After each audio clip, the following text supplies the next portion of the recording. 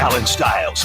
You can join the show by texting 916-339-1140 on Sactown Sports.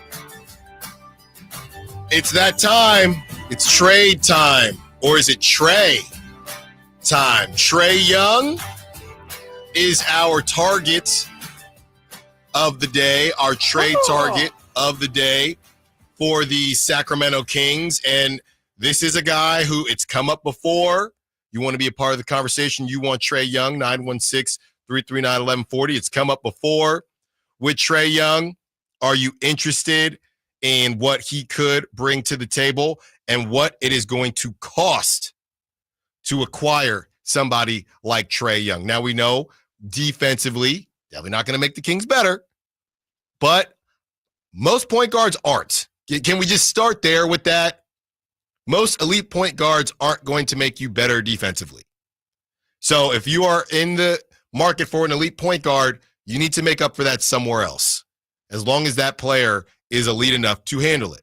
Trae Young, 4-time NBA All-Star, has not won a playoff series since the 2021 Eastern Conference Finals run, which feels like a really long time ago, but I did not think it was 2021. I thought it was more recent than that. 4 years ago was the last time they won a playoff series.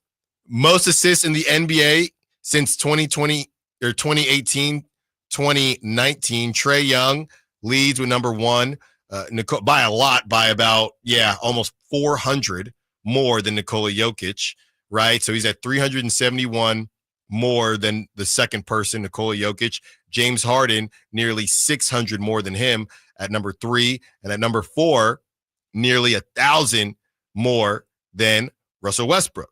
The contract, he is owed $45.9 million next season.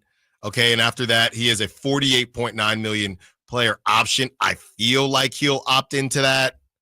That's just my initial feeling. I go the other way. I think he's definitely going to opt out of that. By the way, you think everybody's going to opt out? Do you think he's going to get a 5-year max or a 4-year max from someone?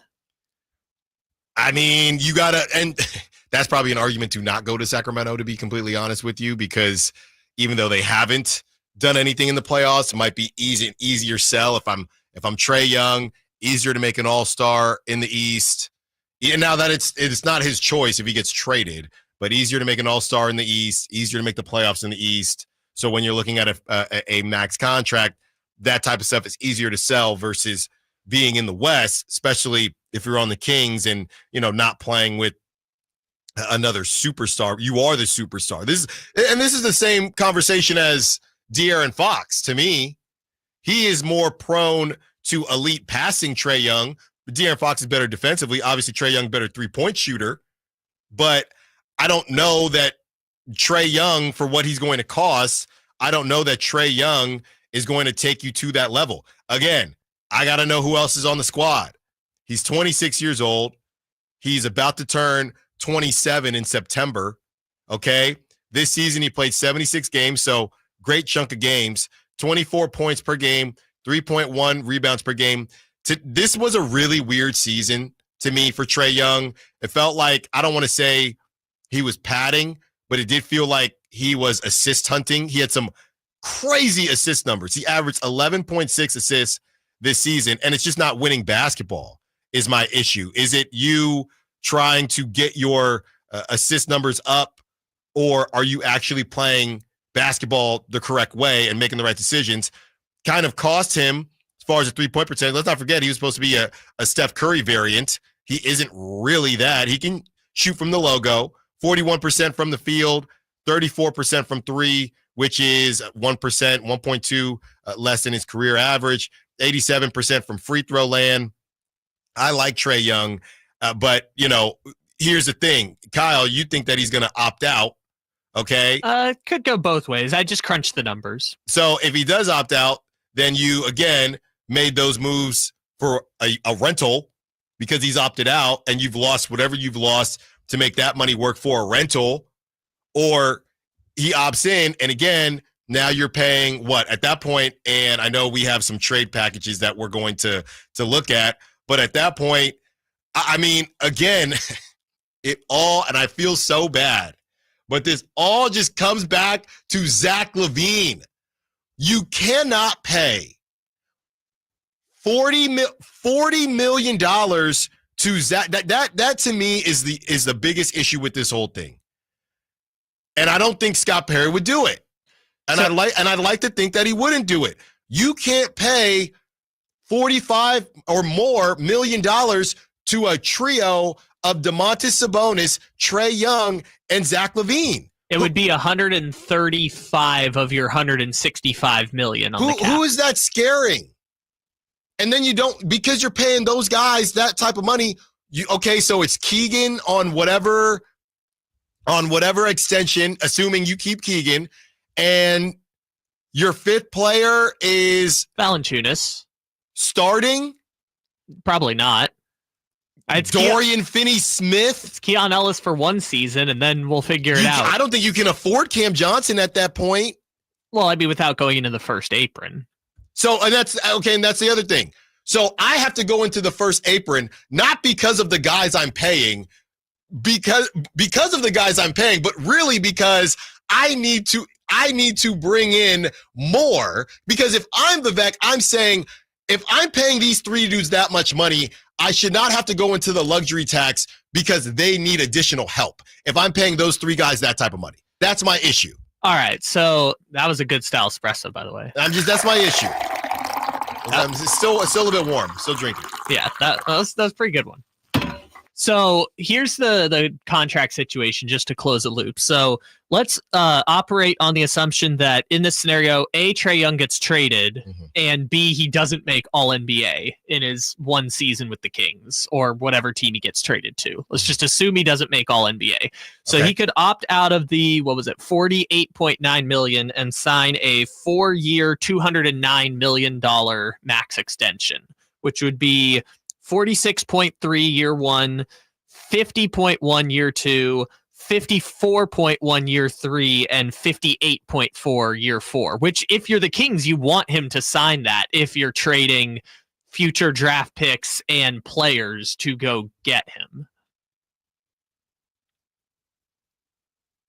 4 years, $209 million extension. And we had a caller earlier to talk about the $77 billion or whatever it is. I understand the numbers are changing. That just still feels like a lot of money. Which, to your point, since the numbers are changing, he could opt in, try and make All-NBA in 2027, and then get a $340 million extension from someone. Exactly. And then, again, these numbers sound crazy, but when guys are going to start making 60 whatever, that changes things. We have the 209 chiming in saying, how is assisting your teammates not winning basketball? That's a crazy take. That's from the 209. I would say this, and I think some of it was unfair, but let's go back to the Russell Westbrook MVP season. It's very obvious. It's called stat padding. It's very obvious. Again, these the Hawks, what were they in the play-in initially? I just think they're always in the play-in, right? Are you talking about this year? Yeah, the Hawks are the team that lost both games. They were the 8 seed that lost both, correct? Yes. This year. This year. Last year they were the 10 seed and they lost, and then they got the number 1 pick. Okay, so they're sitting in the play-in, right? Trae Young is averaging 11 assists per game, okay? 11.6, whatever. There was a game where he had 20, right? Trae Young, again, is on the 8th seed in the East. He's averaging 24 points, 3-point whatever rebounds, 11 assists. There is documentation of Trae Young running around trying to purposely get an assist. Passing to one guy, that guy misses. Pass it to another guy, that guy misses. 209, you know the game. Numbers never lie, but they don't always tell the whole story.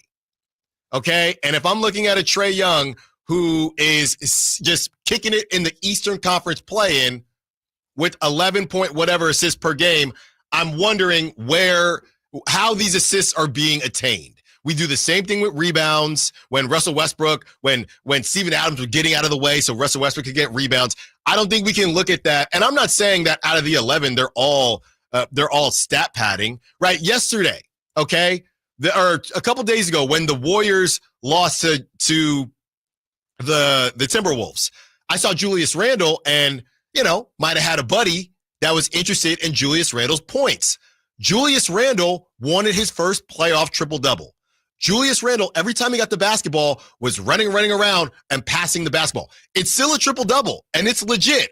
But you could easily say, especially if you're like my buddy and had some American US dollars on him, that Julius Randle was hunting a triple-double. You can hunt assists. It's not that hard to do. And I would even say Julius Randle isn't as egregious because they're in the middle of and at that point it had kind of gotten out of hand, but they're still playing.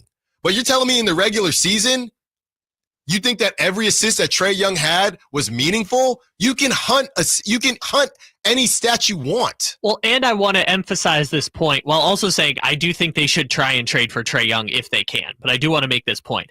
Of the elite offensive players in the league, he is the worst defender. Like, I'm not.